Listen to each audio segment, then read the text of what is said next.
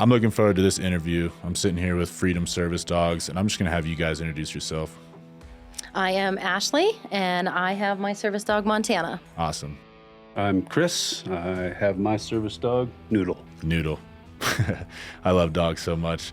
So, Chris, you work for Freedom Service Dogs, and Ashleigh, you went through just the program. graduated. Awesome. Yes. So, Chris, why don't you tell us just a little bit about Freedom Service Dogs, how it got started, how you got started in it, and what you guys are doing? Sure. How much time do we have? Until 5:30, so about 4 hours. Okay.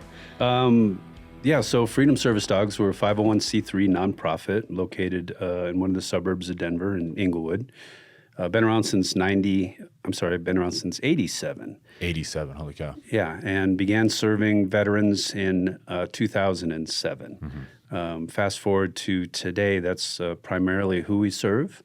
The majority of who we serve are combat veterans, like myself, and that was definitely part of my journey in life. I fought in the first Gulf War in the Marine Corps, and in 2018, Noodle and I, this guy right here, graduated from Freedom Service Dogs. Then went about life and some more adventures and just carrying on with things and made a full circle back around. And I'm very blessed and grateful for that. I'm currently now the Veteran Services Coordinator there, and it's a life stream. Yeah. I was going to say your current role, tell me about that. I'm sure it's a rewarding position. Absolutely, 100%. Because you're kind of hands-on with the veterans, or? Absolutely, yes. Okay, awesome. Used to daydream in my former career. Spent a lot of time daydreaming about one day being able to work with and for veterans every day. So, And Ashleigh is one of those veterans. Absolutely. Ashleigh, how did you said you just graduated. How did you hear about Freedom Service Dogs and then get started in the program? Several years ago, probably about 3 years ago, I started researching to see if I qualified for service dogs, how they could help me, benefit me, and did a lot of research. I spent months researching every company that was out there, the different styles that they had with the different service dogs, because some you can actually take your own dog to them, train them that way. And then I came across Freedom Service Dogs, and not only were they in Colorado, where I'm at, it just ended up being the best overall. I liked what they stand for. I liked just the program in general. Yeah, on the Veterans Voice podcast, we talk about all things relevant in veteran issues and, PTSD, anxiety, just post-traumatic stress in general. We have 3 veterans sitting here. We all understand what that's like. So I want to portray for the audience how a service dog may or may not benefit them. Sure. So let's start with your guys' story. Your story, Chris. How did you end up in a position where you said to yourself, hey, I need a service dog? Well, it's probably similar to what so many other veterans' stories are. I got to a place in life where I was so sick of my own stuff that I was just very determined to do whatever I could to fix it. And that takes a lot of different routes and avenues, as you're well aware, from counseling. From counseling, that's where it starts, really. Sure. And learning how to beat this beast, because PTSD is always there; it never goes away. You got to get up in the morning before it does, and beat it to the punch every day. But in learning those skills, which are so critical. So, literally, I was at the VA. I was at that low point in life. I was at the VA waiting for an appointment. I'm sure I had my head hung down. And when I look up, there's a service dog sitting in front of me. And the Marine whose dog it was said, "You want to pet him?" And that's where it started. That dog sensed that I was down and was attracted to me, came over to me and sensed that I needed a little help. Yeah, I understand that. Just so maybe some more people understand, what kind What was your struggle like? What were you feeling? What kind of symptoms were you going through? And I'm guessing this was, military trauma induced for the most part. Right. So definitely got everything I signed up for in the Corps. So, and would do it all over again if I had to. So, but yeah, and everybody's symptoms look a little bit different, and we incorporate that in our training program at Freedom Service Dogs. But for me, it was anger, anxiety, and depression, not social anxiety. Quite the opposite. So definitely am alert when I'm out and about and around people, hypervigilance. But those were my key points that I had to work on and had been working on, and finding tools for the toolbox to work on, and still use all the time. And everybody's tools are different too. So a service dog isn't the end-all, be-all when it comes to finding your life again. But it's a big part of it. So it's getting with good coaches and finding those proper tools. So for someone like me, my example is going to the gym, staying fit. I love to cook. Plants, if anyone ever goes to my house, it looks like a jungle. Lots of house plants. Guilty. Yep, and it's very satisfying and soothing. And playing guitar, and just and being outdoors. So, and then adding Noodle here to the to the mix just kind of help cap it right off. Yeah, well, I appreciate you talking about the symptoms. I know it's difficult. I don't like talking about it either.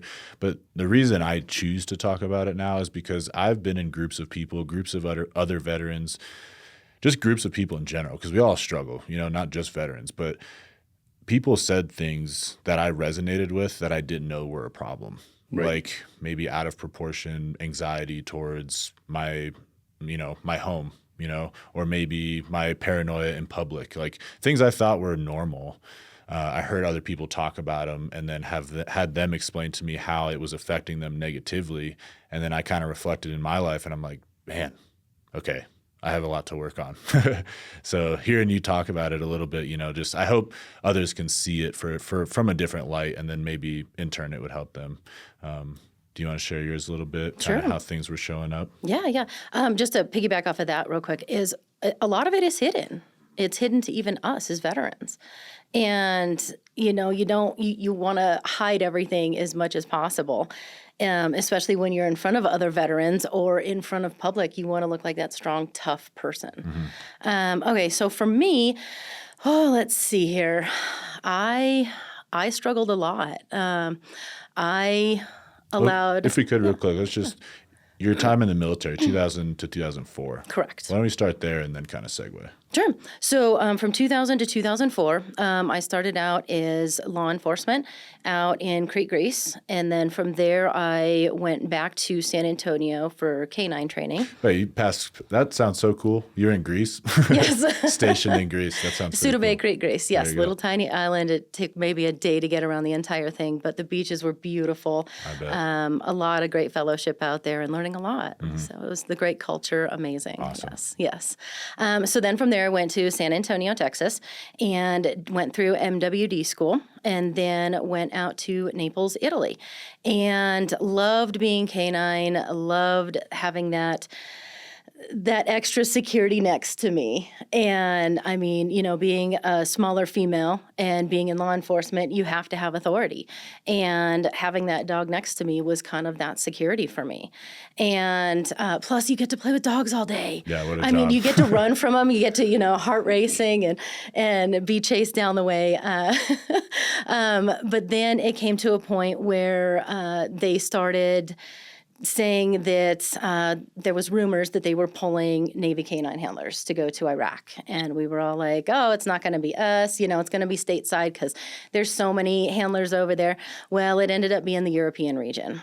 And so from there, I was the kennel supervisor and for the shift, and everybody else had departed, and we were trying to restack our teams again, and so I was the lucky one that got to go out to Iraq. So from there, we went to Sigonella, Sicily. There was myself, there was MA1 from Rota, Spain, and an MA1 from Sigonella. And then from there, we went up to Germany and then over to Iraq. We had no idea where we were supposed to go. We were Navy, They're like... You're asking Army guys where to go? Well, actually, we didn't. One of the MA1s got on the phone back to Sigonella to the regional and was like, hey, there's nobody here to claim us. Like, where do we go? We don't have any orders. It was so top secret. Wow. And this Army officer came walking by, big guy, and we were like, hello. And he goes, oh my gosh. He goes, wait a second. You guys don't know where you're going? And we go, no. He goes, well, cool. You're coming with us. And we're like, sure. So the next morning at 0600, we were out the door. I was still wearing my blue pants. I had no idea. We had no idea what we were doing. We were all in our civilian clothes. Wow. In Baghdad, Iraq, and we were like, so we loaded up our M16s and everything and vests, and we took off and we got out to the Abu Ghraib prison. And from there again, nobody to claim us. And the riot control officer was there, and he said, oh no, those canine are coming with me. So they had 3 of us Navy canine handlers out there. They had 2 Army handlers. I don't know if you guys heard about all the abuse at the Abu Ghraib prison. A little bit. Okay, I was there when all of that was going on. There were huge investigations, stuff like that. Us 3 Navy handlers had nothing to do with it. But it was life-changing for sure. Mm-hmm. You're out there in the middle of nowhere. You have no idea what the culture is or anything like that. And your job is to protect and serve. And it's not just protect our Americans, but also to protect the Iraqis that we had there as prisoners. Mm-hmm. Do you mind diving a little bit into what was going on there at the time? Sure. So for one, we were receiving air attacks with mortars. There were people that were suffering shrapnel wounds, things like that. And then on a regular basis, so there was a minimum facility prison. Then there was the medium, which was where we mostly went, and it was to help with searching of the tents, looking for contraband, things like that. And then there was the hard site facility. And at the hard site is where the abuse was happening. Okay. And we ended up being there one night, and it was a prisoner had gotten a hold of one of the officer's guns. Not officer, but the patrol officers got a hold of one of their guns, and ended up being, the prisoner ended up being shot and killed, but we were there because it was just chaos. And so while we were there was abuse happening on the lower level. Okay. And just disgusting. And there was no, it was just part of that hard site culture. Right. Coming home from that, how are things? That's a loaded question there. I mean, I'm interested, So when I got back to Naples, Italy, it was, I didn't feel like myself. Mm-hmm. I just literally was walking around going, what did I just do? How did I even survive that? And it's like you walk in this fog, but it's a fog of protection. And something's on the ground, you avoid it. You driving, walking, it doesn't matter. You're like, you're serpentining around these things. Mm-hmm. You see a cloud that looks like a mushroom in the sky, and you're taking cover. Mm-hmm. You're getting ready, thinking that and then you're like, I don't need to. This really isn't happening. And so it really messed with me psychologically, and I turned to drinking. Mm-hmm. I felt that was a way to cope with what I had gone through, and turns out it wasn't. Sure. But in my mind, it felt like if I could just kind of numb everything with alcohol, that it would make it better. Right. Yeah, we talked about this on a previous episode, and hear me out. If you deploy, because all veterans, we have hypervigilance, we have anxiety, we have like this very intense mentality to us, Mm-hmm. So if you deploy and that is serving you, maybe it saves your life in a couple different situations, that fear, that anxiety, and then you catch something like you probably did in the prison a couple times. Okay, I'm safe, but I caught it, And now we come home, and then maybe we get out of the military, and now we're living an otherwise calm, cool, collected life, but we still have that hypervigilance going on. That calm life is reassuring and validating those fears and anxieties and, vigilance that you have. So it's like this calm life that we've been asking for this whole time. is now like we're going to tear it apart because we think it's because we're being vigilant, we're being hyper focused, we're being paranoid. Exactly. And I don't know, that's just a really hard thing to understand. The reintegration aspect is is so difficult, and I didn't even, there weren't, when I got out, there really weren't any resources. And it was, even when we got back from the desert, they're like, all right, guys, check in your rifles. There were trash cans of beer, and you're on 30 days non-paid leave. And guys died during that leave, just doing crazy stuff. I mean, it was nuts. And then, yeah, when you get back home, I mean, home didn't change for sure, but We did. But it feels like it did. And then when you realize it didn't and that it's you, that's when it hits. But that's the most difficult thing, is realizing that it's me that changed and not everybody else, because I felt like somebody could say something just simple, straight across the board, like there's nothing else to it. And I would take this as a major attack. Like I was, you're being wrong. What you're saying is you're attacking me. And everybody around me is like, what are you talking about? I was just saying that that's an orange, like something as simple as that. Yeah. And I took it, it just blew up in my head. Or just acting like a Marine, which is not, which is pretty hard. That's not always acceptable in a lot of social circles. I started learning that early on, but it took so many years. It was 15 years after I had gotten out until I was even diagnosed by a civilian doctor with PTSD. I had no idea I could even go to the VA. Right. I had no clue. They're like, here's your 10% discount, $129 a month, or disability rating, 10%. And I had zero clue that the VA was there for me even. So yeah, that's a good segue. I was going to ask you guys, it sounds like you're both very aware of this shift now. What was your process of realizing that? How did that look? chaos. Yeah, of course. It's absolute chaos. And then I think probably finally also part of that was connecting with other veterans. That's when you start to have conversations with other veterans that you understand that that's kind of what we were talking about before we started filming. You talk to other people who've experienced it, and then you realize you have it also. Is that kind of what you we've had? been experiencing the same things. Right. And we can let our hair down and be ourselves. And it was from that, we just start feeding off of each other.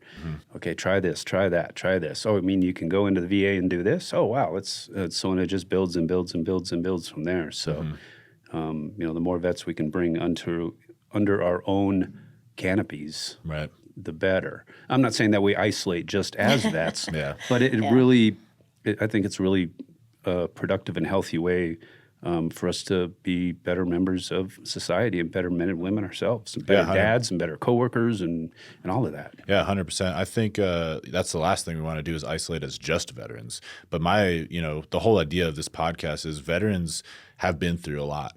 But there's also a lot of America who's been through a lot. Right. Who better to learn from than veterans who have been through some pretty tragic scenarios and have bounced off the bottom and have now, frankly, thriving. Resilience. Yeah, resilience. I'm actually at the opposite end of that scale, because I came out and I shut off the military. Sure. I shut off veterans. I was like, nope, I'm doing this alone. And so I didn't have that help of other veterans, other service members. So everybody that I was friends with before, served with, everything, it was a no for me. Well, it took me 20 years before I could.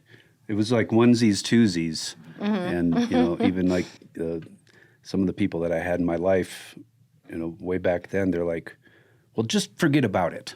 Why can't you just forget about it? Thanks, man. Appreciate it. Everything's good now. Well, sometimes I really wish I could. Yeah. I guess it doesn't work that way. Yeah, so. they don't see it as drastic as what we do. Yeah, your mind, your brain has been rewired. So. Yeah, just a quick side note. We keep talking about, everyone struggles. I've taken some classes here in Colorado at the local college, and I've sat with college students much younger than me who understand struggle, trauma, PTSD, and they're a lot younger. They've never been in the military, but I don't really have any trauma outside of the military. So like for me to sit here with my perspective and this college student to sit there with their perspective, and we're able to connect and understand each other and help each other, that's what this is all about. Yep, absolutely. So like I said, I really appreciate you guys just coming on and talking about this. One analogy that we keep talking about is tools. I love it. You used alcohol as a tool. Later in life, you now have your awesome dog as a tool. Correct. Between, what kind of tools did you maybe try out that didn't work for you, or which ones were, sharp on your journey, which ones were dull? Okay. So the VA loves meds. So there were No shortage of them. definitely some meds in there. But I didn't like the way that they made me feel because I was already struggling enough. And then the meds made me feel like, crawling out of my skin, things like that, and that I wasn't in control. And at that point, I was trying to gain control and to figure out who I was at that point because I wasn't the me before.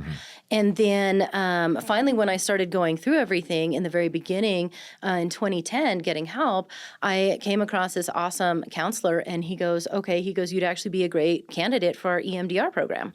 And I was going, hey, okay, what is this? It doesn't require meds, right? And he goes, no. Isn't that a band from the 80s? and so I got to experience EMDR. And honestly, I am one of the biggest fans of it. I promote it to everybody, whether they're prior military or civilian, because it is meant for traumas. And EMDR changed my life. For the better. It started getting me on the right track. Don't get me wrong, it doesn't cure you, but it definitely does help you take those steps forward to be able to be a functioning person in society. Right. And so I thought that was absolutely huge for me. And then after that, I've just stayed with regular counseling. Okay. Chris, any tools worked, didn't work? Yeah, I've probably tried them all, and some in particular. Trying to remember what it's called. There's it's a certain kind of counseling where you repeat an ugly incident over and over and over. Kind of like exposure therapy. In a Yeah, way. that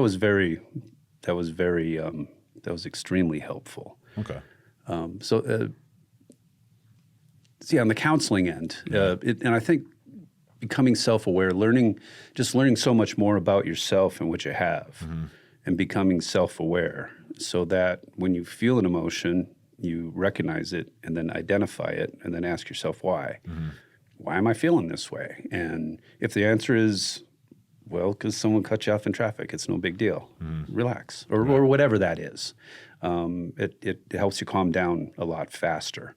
And then the other tools, I'm pretty fidgety and always on my feet, for anyone that knows me, are hands-on stuff, like the plants, like, of course, hanging out and playing with the dog and playing guitar and, cooking and, being with, grandbabies. Grandbabies are a pretty good tool for PTSD too. Yeah, I think everyone should try them out. But I guess you got to wait a while. Yeah, a little bit. You got to have your own first and then wait for them to have that tools. takes a little while first. Yeah, but and then reconnecting with more groups and just talking about it. And I think even one big resource for me is, or one big thing for me that helped, and I just kind of found it myself, was public speaking. It was about 10 years ago when I first really started dipping my toes in the veteran nonprofit world, or how can I help, what can I do, that I started public speaking. And I would use my own story, my own experiences from the war and my struggles, just out there and open and honestly. And the biggest compliment that I would ever get from that is when some other freaking knuckle dragging, rough, tough guy would come up and say, yeah, man, I'm going to go get help. Yeah. Yeah, and that's what this is all about. That's like what we've been saying this whole episode. It's about being with other veterans, but other people who've experienced trauma and resonate with each other. We just got to sit here, talk about it, get a little bit emotional, and then accept each other, and then we can move forward, And you just do that all day, every day with everyone you meet, and the world will be healed. Well, there you go. That There's a plan. Let's talk about dogs. I love dogs. Sure. Who do you guys, as Freedom Service Dog, recommend, pursue a service dog or consider a service dog? That's a really good question. Because there's a lot of factors, right? There's you a have lot of kids, you have factors. families, you have other dogs. Let's get into all the factors. It's not an easy decision to come to. It's not like you just wake up and say, "Hey, I heard service dogs are great for what I got. I'm going to go get one." It's a big deal getting a service dog. I mean, it's a life-changing experience. It changes your routine. And in a big way too, it's for a veteran. It's you're coming out to the world. When you start, going around with a service dog, it's like, okay, I'm a vet and I got PTSD. So that's an easy one to overcome because you're so focused on your dog, and you just kind of feel so much better, and it slips your mind after the first few months, really. But that veteran has to think deeply and reflect a lot. So there's that internal journey, and maybe also if there's a family, discussing that with family and friends, or if there's other friends or people in that circle that have service dogs, to do that, and then doing research online. For me, what it looked like was, I got to that point when that service dog came to me at the VA. That's when the light flipped on, just bright and clear, and I started just researching service dog organizations and looking into it, and Freedom Service Dogs popped up. I'm like, oh gosh, these guys are 4.8 miles away from where I live. That's kind of convenient. Did more research and fill out the application, and was really blown away by how comprehensive the process was. And this is back in you're gonna have to make me do math here. This was probably 8-9 years ago when I first, let's call it 9 years ago when I started that. But they wanted to know, in a personal interview, as much about my lifestyle as possible. And in a nutshell, I kind of told them, well, I need a dog that can keep up with me. And so I appreciated that very much, instead of just being handed a dog and, okay, there you go.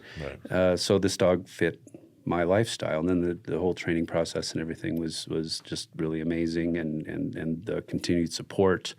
And so many things, some things have changed, but so many things haven't, not that core, not that core of having extremely high standards in the dogs that they match with veterans. Very, very high standards, and taking every possible method and methodology in making that match. Because now we breed our own dogs, so we know that dog from the instant that is born, literally. And are training that dog its entire life, up until it's about 18 months, usually is when they're placed with a veteran. But then we have to know that veteran. Obviously we can't know them equally as well, but that whole process is pretty incredible, and I think is what is very special specifically to us. But specifically to just veterans in general with a service dog, you get a good dog, anybody's life is better when they have a dog, in my opinion. So, but when it's a trained service dog there to look after you and make you happy, that's life changing. And that's what this guy does for me. He makes me happy. I mean, he just keeps that smile on my face, and even rewinding to when I was at that low point in life, I made it my job. I told myself it's my job to be happy. To go through all this work and to I can't swear. You can swear. We'll use a Marine Corps phrase here, to unfuck that which is fucked. So that's well said. Yeah, it takes the hard work. Yeah, but it's well worth it. So I think what I can say to any vets out there that are suffering, it's worth the work. Yeah. And it's not easy. You got to roll up your sleeves and get at it. And you can start right now. Absolutely. I want to get into the process, and I'll probably lean on you for this one because you just graduated. But let's say someone's considering a service dog. What are some factors that maybe they'll only hear from you guys because you would have never known this going into before you had a service dog? But what are some factors that you deal with every day, every week that you really didn't consider before? So you're ultimately taking on another child or taking on a child for the very beginning. And so even though they're there to help you, you're there to help them. And they require things on a daily basis. They require to be fed and trained. And these are working dogs. And they look at you like, hey, we're going to work today. What are we going to do? Let's go. I'm ready. And especially in the beginning process, they're just like, okay, let's do this. They're driven. And so things to look for that. And my situation's a little different though too, because I grew up with dogs, and it was our responsibility as the kids to, feed, water, and take care of the dog, things like that. Then in the military, I had my dog there, and it was again my responsibility, but we got to leave him at the kennel at night. Whereas these guys are literally a part of your family. And they go everywhere you go. So you also have to take into consideration, hey, you need to take 15 to 30 minutes prior to leaving the house to make sure that you have everything for your dog. They've gone to the bathroom, then getting them loaded up into the car, and then getting to where you need to go. And depending on the drive, you're going to have to make another stop. And so there's a lot of extra time that's taken. So you can't just, if you're a late person, you can't be late anymore. If you're an early person, you're going to be a lot earlier than you were. Exactly. And so there's, definitely time factors for sure. Okay. And then what it's going to take to maintain the dog, and as well as what kind of, like he had mentioned, a dog to keep up with him. I need a dog that can slow down with me. I have physical disabilities, so I'm not able to just go running and jumping and playing and doing all that stuff. And so those are kind of the factors you have to take in too, because you can't have a dog you're on opposite ends of the scale, because then that just creates more animosity between the two of you, and then you won't mesh and be able to have that incredible bond. How about financial factors? So for the veterans, we have a program that we apply for that the VA picks up all of the veterinary care. Wow. So that's huge. That's huge. That is absolutely huge. 2 knee surgeries later for... Is that something that you spin people up on if they go through the program? Absolutely. Okay. Yeah, I guide them through that process. Awesome. Which also is dealing with the VA on that, and there can be certainly some twists and turns when it comes to that, but guiding them through that process is critical, because it's a huge deal to have the VA pick up all of the vet bills. Because Noodle right here, who just noticed I just spilled the treat bag, he's had 2 knee surgeries in the last 4 or 5 months. Oh wow! So, and VA picked up every penny of it. So I'm very grateful for that. So still food expense, things food like that? Food expense, okay. Yes. And these dogs are, okay, so we got to name our class this year, or this round. Before it was just like the September class, the December class. And this year they let us name ourselves. And so one of the very first things they tell us is, your dogs are like the Ferrari of dogs. And so we were thinking about it, my teammates and I were, and one of the Marines comes back and he's like, wait a second, Lamborghini's better. And so he came back and he goes, what about Lamborghini? And so it just stuck with us. So my class is the Lamborghinis. Yep. And so they really are high-end dogs. They are not like traditional house dogs. And so there are a lot of requirements that you don't even know about, that you think, it's a dog, I can still give them this treat or this toy. And you get in there and it's like just, whoa, a whole new world opens up. And it is financially more. It can be a burden to some people, but then, in the beginning process, they're not shy about that, saying, hey, listen, you're looking to put out about X amount of money per year to make sure that these dogs are sustained with what they need. And some dogs tear up toys and everything, so you're looking at more on those guys. Yeah. But these dogs are very well maintained, and we have to take on that responsibility, and we can't just go, this'll do, because they're not doing that for us. Right. They're not saying, okay, well, we're just going to help for a second and then I'm going to go over here. Yeah. That's not how these gals, dogs work. For sure. Yeah, I just want to cover all the factors people don't think about. Something else I heard was it's a service animal. I don't go home and cuddle and play with it every evening. So it's they get treated differently. You want to talk about that a little bit? Oh, I don't see that at all. Oh my gosh. On time. So vest on, for probably most of us, myself in particular, vest on, it's working time, vest off, you get to be a dog. Okay. So, these dogs are, are just social critters, just like us here, and they need to play. They need to relax. So they absolutely get downtime. Okay, well, that's good to hear. They get play dates. They get one-on-one time. They get snuggles, cuddles. One of the gals in my class, they taught her dog how to do the big spoon. So, Shuri. So with Noodle, I've been doing that for years. So So his job is to try to shove me off the bed. Right. Yeah. That's funny. Oh, Montana loves it. He'll come up and I'll be sitting in my recliner just chilling, and he'll come up and he'll put his head up on my lap, and he's like, "This isn't good enough today," and he's just all the way up, and I'm like, "Okay, dude, I can't even breathe," but he's like, "I needed this today," and it's just the love goes both ways, the love and respect and care, and I mean, I may not have noticed that I needed that, but he did. And he noticed that I needed that. He noticed that he needed that. It's the bond. It's a relationship. Exactly. Yeah, I don't want to like change the subject drastically, but I'd never had a dog growing up. I was 26 when I got my first dog. She was a little pit bull, like a mini pit, like 40, a little bit smaller than Noodle here, but same demeanor, same character traits. And me and her were crushing it for 5 years. I guess 6 years. And like I went through a lot of very large scale life changes.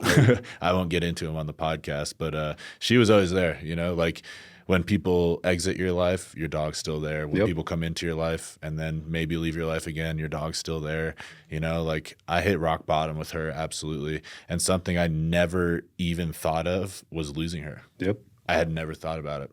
And she got sick and passed in a matter of 2 weeks. Oh, gosh. Wow. This is about 5 months ago at this point, but I still think about it because she was pushing 11, right? And she was still kicking as far as I was concerned. But she just developed a digestion issue. The vet had found a bunch of tumors that probably got inflamed by some sort of virus and or disease, and she couldn't fight it. So it happened very fast. For that I'm thankful as well. Like she didn't really struggle, but I'd never thought about losing her. Well, the only way to avoid that pain is to have never had her in the first place. So, which I would never do. Yep. So I would take her every single day. Yep, but, 100%. Yeah. I don't think people, not all people, but some people don't realize that just because you have a house dog, they just basically say, okay, hey, that's the same as a service dog because they're here, they give me the love, I pet them, I feel better. They don't realize that there's more to a service dog and what they're capable of doing and how they're capable of it. Just a simple thing today, I was sitting there going through anxiety and my dog was across the house laying in the sun and pops right up and came right over and like broke it up. And I was like, oh my gosh, I didn't even do that because, I was getting a little nervous about today. Yeah. So it was a little bit of anxiety coming in. And but, even though they're not working, they're still house dogs at the same time to a point. Right. Where they get to lay in the sun, but they're always going to be right there for you to help you. Okay. This will be a drastic change of topic, but it's relevant. I talk about this all the time, but I feel, human to human, but just beating heart to beating heart, that we can feel each other's emotions. And I don't think I don't think that's a common idea. Like, I don't think we believe that we can walk into a room and, feel if it's a tense room or a relaxed room or a loving room, but I feel like we can. Oh, absolutely. And dogs have proven that to me. I've met, no offense, cat people, but I've met some cat people that just disagree with me. But I think dogs really taught me that. With my dog, her name was Little. She 100% taught me that because I watched her react to people in my life that later left my life. And I was like, she knew the whole time. She knew the whole time. She felt what I was, deep down actually feeling. And she tried to warn me a couple times. But what's your guys' experience with that? Just kind of, dog to human, but like human to human, just experiencing each other's emotions. It runs down leash. Yeah. Yeah. It goes back and forth. I don't trust anybody my dog doesn't like. As you should. Yep. Right. And you can ask there's ex-wife number 2. Absolutely. I think a good dog is a good judge of character. Mm-hmm. Do you trust your gut instinct then if you feel, you're in the public speaking space, but just the talking space in general, can you feel when someone's struggling, do you think? Like, do you think you can feel when you're around someone who's going through something? Myself? Yeah. Absolutely. Well, I think we all can. Yeah. But I'm just trying to ask, you personally. I think maybe maybe I'm a little more in tune with it because that's who I'm around all the time. People struggling. Because you have a soft Or just heart. veterans in general, and Right. Big Marine with a soft heart. don't tell anybody. He liked the pink crayons. Okay. How about you, Ashley? Do you resonate with that at all? Absolutely. And my dog is one of the biggest tools that I have that I rely on too, because I have, I like to have my space in public. And if somebody's coming up and he gives off a different cue that I'm not used to, then I'm like, oh, hey, wait a second. Now I'm really on more alert, and let's go ahead and divert out of this situation. Other times he's like, nope, I got you. We're loving you. These people are okay. And so I definitely watch his cues. I watch other people's cues. That's what I was trained to do. And then the hypervigilance afterwards, and just constantly on guard. Watching for the fast chest, the holding your breath, the twiddling, the whatever Body it is. language. Exactly. So it's not just me, but it's also watching him as well. Yeah.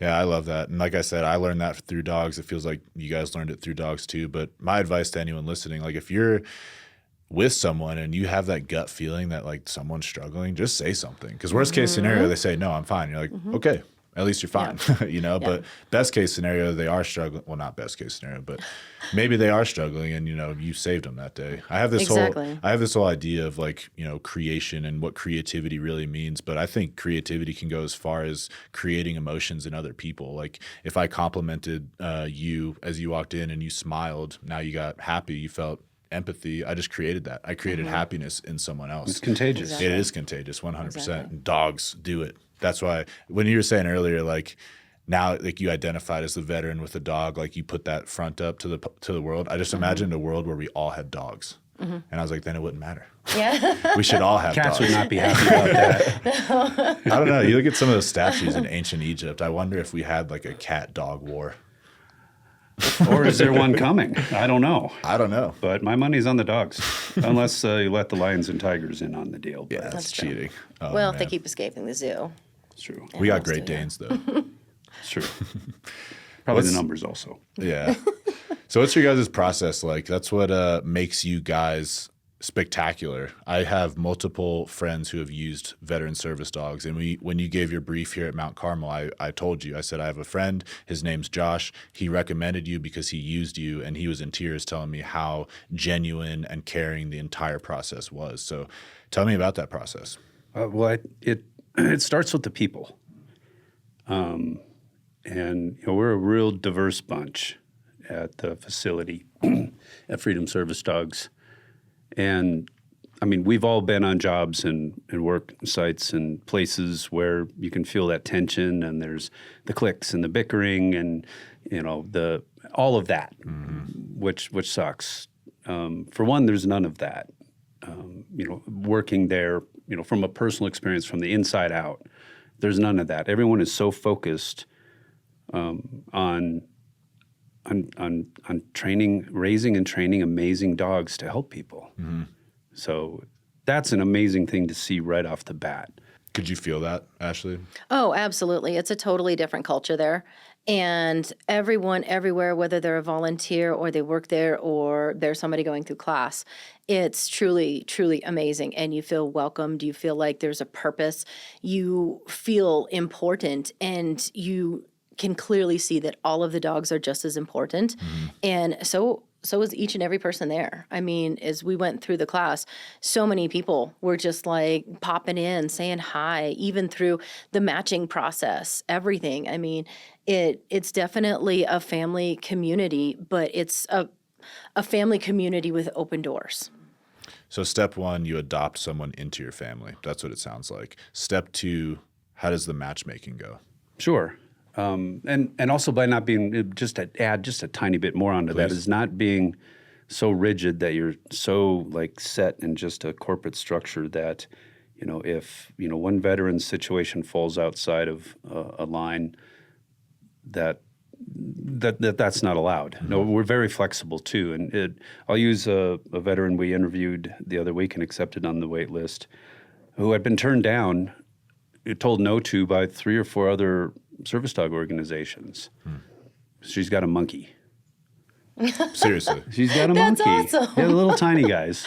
And of course, my first question was, does he fling poo? So, I mean, that's the Marine in me. I'm sorry, but after getting to know the situation and all of that and trying to understand that veteran situation and, of course, about the monkeys and how they live and all that, we're like, yeah, we're good with it. That sounds like a safe situation for our dog. But back to the process. So from the beginning, a veteran is going to fill out an application online and however they hear about us. So I try to spend a lot of time out in the community talking to veterans and always carry cards with and always trying to recruit veterans or just talk to veterans. And if that comes to my attention that a veteran, either coming from me or from whatever circle that they're in, they identified the need. They'll give us a call. They'll send us an email. They'll reach out or start filling out the application. And from there, I always like to invite that veteran into our facility if they're local, so they can see it. And local being Inglewood, Colorado. outside of yes. But you guys are nationwide. We do serve veterans across the country. Yes.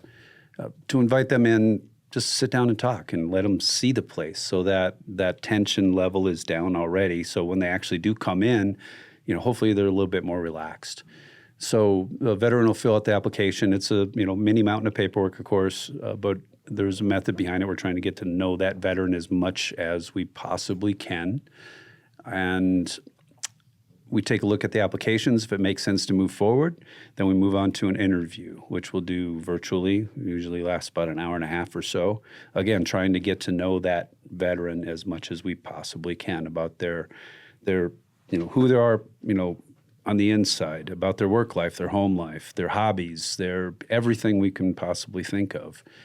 And at the same time, going on the other side, is this is a big dog person dating game, basically. Okay. So again, knowing these dogs their entire lives, we get to see where they shine. They pick their own track. Is this a high-speed, low-drag dog? Is this a super chill dog? Is this a dog that's in the middle? Are they really good at doing X, Y, or Z? So we already know that. We have that information cataloged.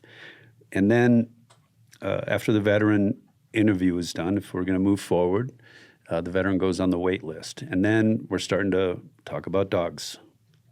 So we've got the wait list is going to be determined, how long the veteran waits is going to be determined by a few things. How many puppies are our mamas putting out, and how many veterans are in front of you. Right now, it's, for being like a gold standard for service dog organizations, we're probably one of the shortest out there.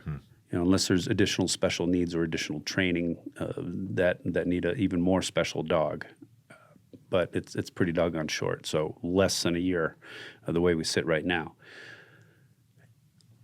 So then we have a match meeting, which is really neat, and that's one of my most fun parts. It's done in a room about this size, and the veteran comes in. We encourage them to bring their spouse, kids, whoever's a part of their life. Because that's very important. And then to meet a dog or maybe 2 or 3 dogs, just kind of what we're thinking. And we're looking for that chemistry and also the veteran's input. But they'll leave that meeting knowing who their dog is, and they'll be placed typically in the next class. We have 6 classes per year. Classes are held at our facility. They're 2 weeks long. And Ashleigh, as you can attest to, the first week, the fire hose of knowledge is turned on straight in your face. It is rigorous. It's a lot to take in. Yeah. It's a lot. I was going to say, if you're teaching mostly veterans, that's how veterans understand things. Right. Yes. Fire hose down the mouth. There you go. Yes, but not in this situation. Yeah, This is overwhelming. It's emotional. Lots of tears. Lots of just excitement. You don't get your dog for the first few days, and so you have to leave every day. Or you don't get after to take your working dog with home them. for the first, or to the hotel or whatever. Same thing. It's I know it's brutal. hard. It's brutal. And then the second week, we're doing more outdoor. We're doing more outings. So putting that veteran, the dog, in real life situations that they're going to be experiencing for the rest of that team's existence, so that they know how to navigate these situations. And then there's graduation, and we try to make that special too. We do kind of a neat neat little thing, I guess. Absolutely. But that doesn't end there. You know, at graduation, that's not the end of the relationship by a long shot. Right. So we provide continuous assistance and training, and also building that culture and that family of our veterans, at least that are local, that can attend our events and stuff like that, or even more local. We've been going to Texas a bit lately, and we've got some dog teams down there that it's good to see them again. Yeah. Good to hang out with them. That was one of my biggest things with choosing you guys, was that you know, it's not just I get my dog and I'm on my own and have to figure out the rest of it. It's that you guys stay with me and my dog, and you're there for anything. Yep. I can reach out to anybody at any time, and For whatever somebody will reason. get back to me. And, you know, even if it's just a personal thing for myself, they're ready to help and have resources, whatever it takes to help out on either end. And continued training too. So if the veteran's situation changes, or maybe a behavior issue pops up or something, we're going to be there to assist the veteran through that. And then when it comes to the end of that working dog's working career, which the hard number is when they turn 10 years old. Sometimes the dog's like, before that, they're like, I just want to be a pet. I don't want to work anymore. It happens sometimes. Sure. They get to the front of the line for a successor dog. So. What kind of success rate are you guys looking at? Because it's not, every dog is matched with every person and it works. Or That's a really good question. So, Can I speak to that one? oh real yeah, quick? please. Sure. So that actually happened in my situation. Oh, wow. Yeah. So they were actually going to match me with a dog named Shuri. Right. And they thought for sure that she was the one. And my son and I were walking into the facility, and I believe it was Becca goes, "Hey, so I don't know if you saw, but you're going to meet Montana and Shuri today." And I was like, "Oh, no way." I'm like, I was born and raised in Montana. I remember that. And then I said, but, I had a different situation with Arizona. And then one of the other trainers and instructors goes, "Wait a second, I'm from Arizona. Where at?" And so then it was quite comical. So then they bring Montana in, let him off leash. He goes right to my son and was like, "Hi, how you doing? We're best friends now." And I'm like, okay, here's another sign. This is crazy. And he was loving. It just felt so comfortable with him.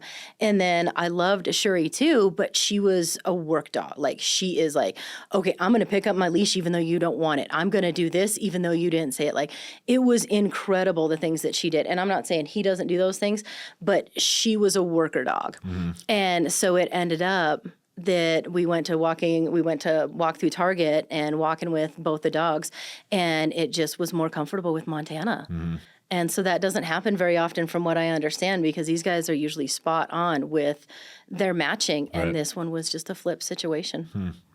Just another factor I wanted to ask about it because, I don't know. I just feel like a match made in heaven, it might take a few tries, but then once you have it, It sounds like you knew. Exactly. Yes, on both sides, both him, myself, and my son. It was like I don't think there was really any question for anybody. It No, was there just was no doubt after, if he was capable of doing what I needed him to help me with. So what does that continued process look like? Like, you're still in the process. You graduated, but what does the process still look like? So for me, it's working in on the fine tuning of the training of what he already knows that's specific to me, and working on our bond together, and then working on him waking me from the nightmares, which is extremely difficult for the trainers to do because they don't know how we sleep. They don't put cameras on us. Weird if they did. I'm glad they don't. Yeah, that's never been brought up in a meeting either. So, But, we all have our own smells, our Yeah. own reactions, our own, what we go through. And so the next step is working with him on that to get him to start waking me up from those nightmares. Oh, wow. And then from there, it would just be the next step of, okay, what is it that I need at that time? Okay. So it's a process, but that's the neat part about it is you don't just have the training that you walk out the door with them on graduation day. You get to continue on with your training and adjust to what helps you and what you need at that time. And So yeah, there's always continuous training, and it gives me hope too. It gives me a drive. It gives me something to get up and go, okay, what are we going to do today?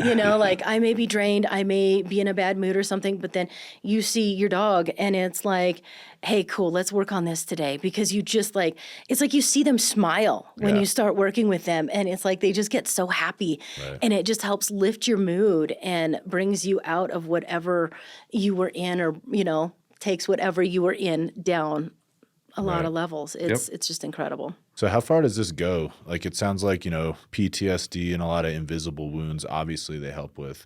Or let's say we have a wheelchair bound veteran, or, amputation veteran, something like that. Yeah, cover both of those, because our dogs, we can train our dogs for both of those scenarios. The wheelchairs, if you see our training room, our main training room at our facility, there's wheelchairs and walkers and motorized chairs and everything that you can imagine that a person would use, that we're training these dogs on. And that's part of that custom training part. Right. After we've kind of think what track that dog is on, or after we've made the match and the dog needs to be trained specifically for this person's maybe physical disabilities. Right.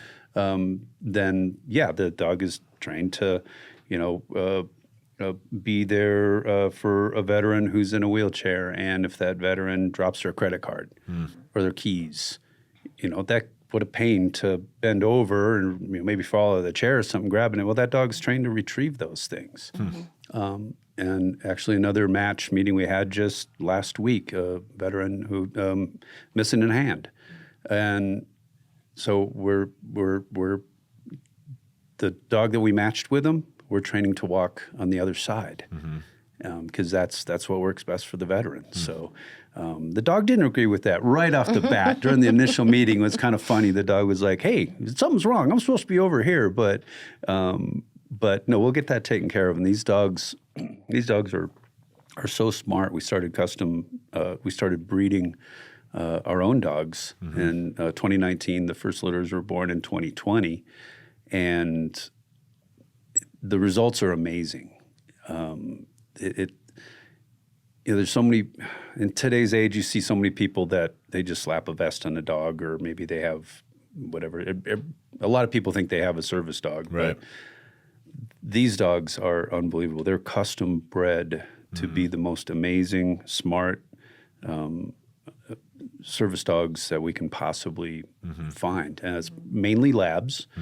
So we don't do bougie dogs. You can't bring in your Cane Corso or anything for us to train. The success rate and that sort of thing is it doesn't always work out in everybody's favor. So these mainly labs, some Goldens, and then mixed between the two. Okay. Yeah, with that question, I was just trying to identify like full capabilities list, from the PTSD coping to the guy in the wheelchair, because you might have a guy who got out of the military 10 years ago, he's been wheelchair bound and he's just figured it out, and he doesn't even understand how a dog could help him. So that's kind of where I was going with that. Yep. And we can absolutely make a dog fit in that veteran's life and help make their life better. That's awesome. Dude, I'm so proud of you guys. That's really good stuff. Right. We always do story time on the Veterans Voice podcast, and we usually do like a story from the time you were in the military, but you guys can do that, or since this is, Freedom Service Dogs episode, share a story that you had with your dog that would just explain everything. Well, I'm going to let you go first on that one. Well, that's easy because I haven't had my dog very long. So there you go. Actually, it just happened the other day on Halloween at my son's school, and the school invites parents in. The kids go through, do a whole parade with their costumes and stuff. So I'm like, okay, cool. I'll tuck myself in over here. Had my dog right there. Some people are just oblivious because they're there for the kids and the costumes, and so it was like I had to be a little assertive and like, hey, pushing people back. But my anxiety was pretty high at that point. And so I was a little more shut off than I should have been, I think. But, he was right there with me, so I could pet him. That helped, like, okay, I'm here. This is okay. This is a fun event, until the fire alarm went off. Yeah. And so everybody was kind of standing around like, should we wait? Should we go? Like, what really happened? And it was a fog machine that set off the fire alarm. But the school has to follow procedure, so we all had to evacuate. And so I just kind of started walking. And then next thing I know, I'm like in the center because I'm looking down at him and he's, people aren't even paying attention at this point. And it just all of a sudden hit me anxiety. Like I was ready to be in tears, just crumble on the floor into a ball. And I was like, oh no, what can I do? Where can I go? The alarm's just blaring. People are like sucked up next to me.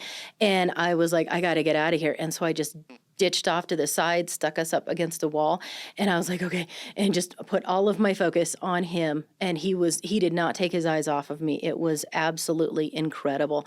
And if I like slowed down for a second, he would kind of pop up a little bit more and say, hey, no, we're right here. And so then everybody finally left and I was able to just tears were right there. And it was so difficult to talk, to swallow, to anything because the anxiety was so high. Wow. And then able to walk out. Everybody else was gone finally. And so I was able to walk out and go out and then just regroup and just breathe in the fresh air. And it took a lot. Yeah. You guys go through all this training, but I'd imagine feeling it happen for the first time, like your dog's there for you for the first time. That's probably a special moment. It is. And it's incredible. You don't realize how often the anxiety or the depression or the PTSD sets in and, or even the physical things that you need help with. And then that dog's right there going, hey, you don't remember, but I do. Mm-hmm. I'm here. I got you. And so it was just surreal. And it was, I can't imagine going through that without him.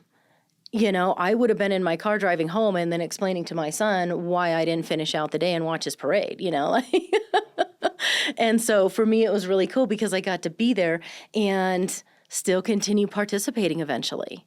So it was just really, really neat. Yeah. Wow. That's beautiful. I can feel that. Yeah. Chris, you and Noodle got some time together. It's hard. I don't even know if I can put my thumb on an exact one. We've been together for, 6.5 years now. And we've had so many adventures. I've taken him on a number of different trips, from camping and backpacking and different outdoor therapy trips. We made one trip that was pretty cool. We did in December. We had a unit reunion for us guys from First Gulf War, which was a really touching trip. And it was like Noodle's first real urban trip. And I'm not into downtowns and stuff, and I've never been to D.C., but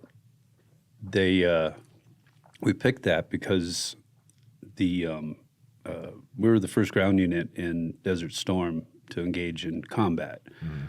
And you're getting old when they put you in a museum. So we have a display in the National Marine Corps Museum. It wasn't open yet, but so that was part of why we took the tour there. But to have Noodle there and all these cool places in D.C., and of course taking all the kinds of dorky pictures and selfies and stuff like that, but to have him there with me to experience that was, gosh, if the 22-year-old Chris could even see this, he'd probably be laughing his ass off, I think. But in a proud way, maybe. In a proud way, but yeah, kind of brought things in a big full circle. And it was really neat to have him with, and also for all the other guys to see a service dog in action, because maybe some of them are going to get a dog. Yeah. Absolutely. Well, this entire conversation has been nothing but inspirational. So I appreciate everything you guys are doing on behalf of not only the podcast, but Mount Carmel Veterans Service Center. We absolutely love having you guys around, and we try and get as many veterans as we can to you guys, just because of what I heard here today. You guys are literally changing lives. Absolutely. Your story just, that was a perfect example. How do people get involved? How do people contact you? How do people express interest? freedomservicedogs.org. That's the easiest way. Okay. And from there, you can ask for me personally. If you're a veteran and you have personal questions about this, you want to talk to somebody about it, reach out to me directly. My name's Chris Boyer, and I'd love to talk to you. Yeah, absolutely. Sit down and have a cup of coffee or whatever, have you into the facility for a tour, so you can have as much information as you need to make your decision. Awesome. You guys got any closing comments? Thank you. This is awesome. I hope it helps so many people. Yeah, absolutely. Really appreciate it. And thank you for doing what y'all do here at the Mount Carmel Vet Centers. Hey, Yeah. we can't do it without you guys. Without resources, we're nothing. It's So a team. We're all is a team pushing and pulling effort. in the same direction. Absolutely. Well, thanks for coming on the Veterans Voice podcast. Thanks for having us. Yeah. Thanks.